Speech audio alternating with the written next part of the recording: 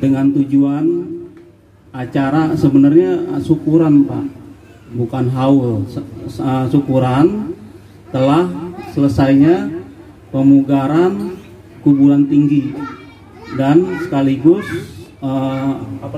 gapura ya, dan sekaligus pembuatan gapura. Nah, alhamdulillah wa syukurillah, saya nggak tahu harus ngomong gimana ya. Mungkin ini semua di luar nalar kita sebagai manusia yang kotor, kita nggak tahu dari mana itu uangnya. Insya Allah dan alhamdulillah berhasil selesai gitu. Kalau kita total mungkin Bang Gimin ya di atas 5 kali ya, lebih gitu Pak. Padahal awalnya cuman saya bawa semen 1 sak, sama modal awal itu cuma 1,7 untuk renovasi ini. Karena niat kita ikhlas, tulus, terus ingin memuliakan orang yang kita tokohkan selama ini, yang kita nggak tahu bahwasanya Sohibul Makam ini bukan orang biasa. Mohon maaf ya Pak Ustadz, ini saya jelasin sedikit. Sohibul Makam ini adalah salah satu tokoh. Kalau sekarang bilang itu, kalau kita sering pernah dengar itu adalah penghulu adat. Penghulu adat kaum Betawi. Nah, sampai sekarang kalau di daerah lain itu di Nusantara, namanya tokoh adat atau penghulu adat itu sangat disegani Pak. Itu masih ada daerah lain, Bali, Sumatera, Kalimantan, Sulawesi. Nah, zaman sekarang di Betawi penghulu adat udah nggak ada Pak. Gitu. Yang ada tokoh. Di sini ada tokohnya yang kita kenal sama-sama, yaitu Babe Hapsoni. Mungkin Babe Hapsoni terkenal di sini, tapi di daerah yang lain nggak terkenal gitu. Di daerah lain pun ada tokoh, tapi tokoh setempat. Nah, yang kita kehilangan sekarang itu adalah penghulu. Penghulu itu adalah lebih dari tokoh. Jadi penghulu adat itu biasanya itu selalu dimintain pendapat tentang berbagai macam permasalahan gitu, terutama masalah agama. Nah, sedikit saya membacakan risalahnya. Ratu Bagus Abdul Wahab Mertakusuma ini adalah pernah menjabat sebagai Gusti Khalifah Bendahara, yang itu tadi yang saya sebut adalah penghulu adat. Nah, menjabatnya itu dari tahun 18 pertengahan sampai 18 akhir. Nah, di 18 akhir itu beliau tidak banyak bergerak, karena di saat itu situasi Jakarta itu dikepung sama Batavia, Belanda. Nah, tapi beliau punya anak namanya Kiai Haji Ahmad Syari. Nah, beliau pesan sama anaknya, sama putranya itu, Kiai Haji Ahmad Syari, disuruh pergi ke kebun pala, bikin suatu pergerakan. Nah, di kebun pala ketemulah masih saudara juga Pak, yang namanya Haji Naipin. Nah, Kiai Haji Ahmad Syari ini mengemban tugas untuk membentuk suatu pergerakan perlawanan terhadap Belanda. Di kebun pala ketemu Haji Naipin, terus musyawarah beliau dengan Haji Naipin sebagai tokoh ulama di situ, dan sekaligus guru silat. Nah, akhirnya dibentuklah Pak satu pergerakan namanya Pitung. Nah, ini orang banyak yang nggak tahu. Pitung itu nama orang penama Poyokan. Nah, saya ini udah keliling Pak, alhamdulillah, ke Cengkareng, tokoh-tokoh Betawi yang udah sepuh. Saya tanya gitu, B atau Engkong, saya tanya, kalau menurut Engkong, ini Pitung nama orang penama Poyokan. Nah, rata-rata itu yang saya tanya dijawabnya Poyokan. Jadi kalau sekarang itu apa sih? Kelompok gitu, atau organisasi lah. Nah, banyak orang yang nggak tahu Pitung itu ya dari sini awalnya. Perintahnya dari sini, suruh membuat satu pergerakan, namanya pitung. Nah, pitung itu adalah singkatan, kepanjangan dari Pituan Pitulung. Pituan Pitulung itu adalah maksudnya 7 orang kesatria atau 7 orang yang penolong. Nah, itu maksudnya Pak. Jadi pitung itu bukan satu dan bukan nama orang, tapi nama pergerakan. Awalnya dari sini, dari kuburan tinggi ini. Nah, kuburan tinggi ini namanya Sohibul Makamnya Ratu Bagus Abdul Wahab bin Ratu Bagus Arba'in. Nah, kakek-kakeknya ini ada di Masjid Angke Pak. Itu bentuk jenis nisannya sama. Kalau Bapak nanti jarah ke Masjid Angke itu serupa, nggak sama, cuman agak beda di ukirannya doang. Ini ya, model ukirannya aja itu. Itu sedikit tentang perjalanan dari Ratu Bagus Abdul Wahab, tokoh penghulu adat di sini. Nah, kalau menurut versi yang lain dari pihak pemerintah itu adalah hulu balangnya Pangeran Jayakarta. Nah, kalau kita telusurin lagi ke atas, kakeknya ini, buyut ini adalah Pangeran Jayakarta. Pangeran Jayakarta itu nama gelar Pak, seperti presiden RI pertama Bung Karno, kedua, ketiga, keempat. Nah, begitu juga Pangeran Jayakarta. Pangeran Jayakarta 1, 2, 3 sampai 8. Nah, kebetulan kakek buyutnya Sohibul Makam ini itu Pangeran Jayakarta keempat atau Wijaya Krama ketiga. Nah, makamnya ada di Banten, di Kampung Kenari, Kramat Watu. Namanya di sono terkenal dengan Ki Buyut Katengahan.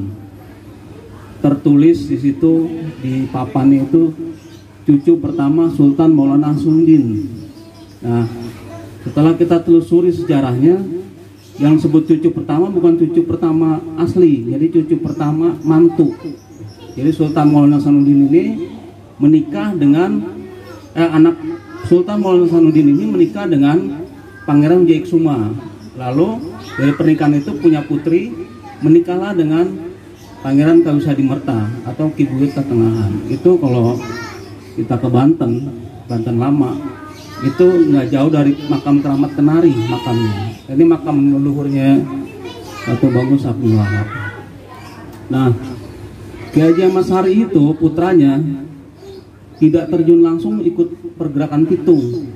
Dia di belakang layar bersama Haji Naipin.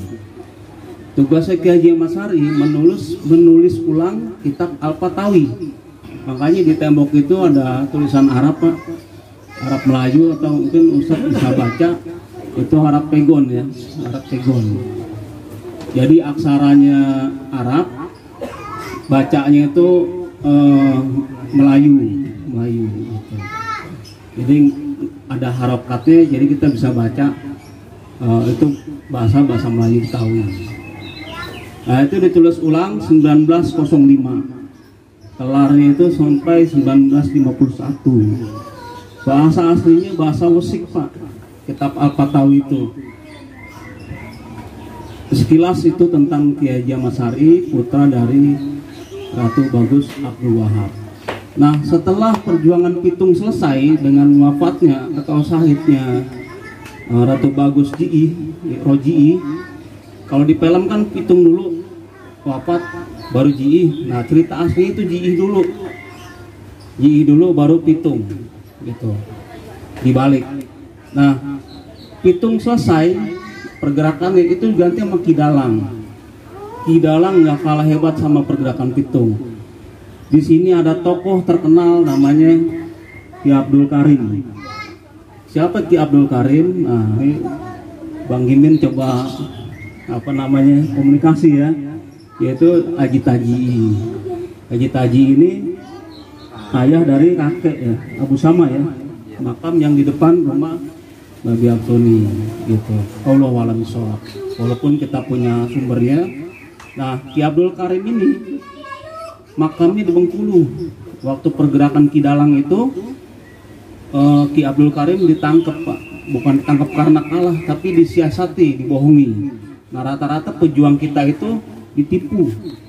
Contoh besarnya Pangeran Penegoro itu tidak terkalahkan karena diajak berunding sama pihak Belanda, ternyata bukan berunding beneran, dijebak, akhirnya ditangkap.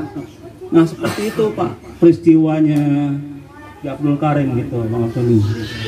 Itu terkenal sampai sekarang jagoan dari Kampung Duri, Gang Jamblang. Itu ada tulisannya Pak di kitab Al-Fatawi itu tertulis dari 1526 kisah-kisah kerajaan Sunda Kelapa, Demak, Banten, Cirebon, Palembang, Pasai, Pajang, Brawijaya, Majapahit itu tertulis di kitab tersebut. Nah kitab tersebut tidak bisa saya bawa dikarenakan sudah agak apa namanya kertasnya gitu agak riskan kalau untuk dibuka-buka, maka scanningnya itu saya print di banner tersebut gitu. Itu sekilas tentang Ki Abdul Karim dari keluarga Ratu Bagus Abdul Wahab selain Kiai Haji Ahmad Sari. Nah Kiai Haji Ahmad Sari sendiri makamnya di Palembang. Nah ini dikejar-kejar terus Pak, termasuk kisah kuburan tinggi. Itu Belanda dicari Pak, matinya di mana, kuburannya, hidupnya di mana, keluarganya siapa yang dicari dan diburu. Makanya kisah kuburan tinggi ini ditutupi sama batu bata dan pepohonan. Maksudnya supaya pihak Belanda itu tidak bisa mencari jejaknya gitu. Contoh Pangeran Jayakarta Jatinegara Kaum itu setelah kemerdekaan orang baru tahu. Setelah Indonesia merdeka baru tahu kalau itu Pangeran Jayakarta Jatinegara Kaum. Sebelumnya nggak ada yang tahu Pak. Dan direnovasinya zamannya Pak siapa? Ali Sadikin ya. Nah, zamannya Ali Sadikin. Jadi itu sadisnya pihak penjajah, dicari makamnya, dihilangin jejaknya. Ini kalau dulu mungkin ini nggak tertutup dengan ini sketsa yang di tembok ini ya seperti ini kurang lebih. Ada pohon, ada batu bata. Lama-lama pohon ini tua, rapuh, terus batu batanya akhirnya turun, keluarlah batu nisan ini gitu. Nggak ada yang menyangka. Dan setahun terakhir saya nyari makam ini Pak, di catatan kakek saya tahun 80 dan sumber dari Al-Fatawi itu dari tahun 1905 itu saya cari, alhamdulillah ketemu, cocok sesuai dengan yang tertulis di kitab tersebut. Makanya saya berkeinginan untuk merenovasi bekerjasama dengan Babi Absoni dan Bang Gimin. Alhamdulillah warga di sini mendukung, mudah-mudahan berkah untuk kita semua. Karomahnya pun kita dapat. Bukan kita mengharap kepada kuburan, tapi kita mengharap ridho dari Allah Subhanahu Wa Taala. Nah, lebih kurangnya mohon maaf Pak Ustadz, gitu ya. Pak RW, terima kasih atas kesempatannya. Nah, terima kasih saudara-saudara semua. Ini kebetulan dari Haji Nawi. Keluarga besar saya Haji Nawi ini cepet datang, alhamdulillah. Dari Bib Ahmad dari Kesultanan Palembang juga datang, alhamdulillah. Amin. Bersama rekan-rekannya. Dan keluarga saya Arya Jipang Jayakarta pun datang. Ini ahli waris tanah Benhil Pak, 6.300. Insya Allah bentar lagi cair ya. Amin. Amin. Amin. Allahumma amin ya Allah ya Rabb. Demikian Pak, lebih kurangnya mohon maaf. Kalau ada salah-salah kata itulah kekurangan saya. Kalau ada kelebihan, bukan kelebihan saya Pak, ini sumber dari kitab Al-Fatawi. Insya Allah sumbernya sahih dan bersanad. Lebih kurangnya mohon maaf sekali lagi. Wabillahi taufiq wal hidayah. Assalamualaikum warahmatullahi wabarakatuh. Waalaikumsalam warahmatullahi wabarakatuh. Terima kasih.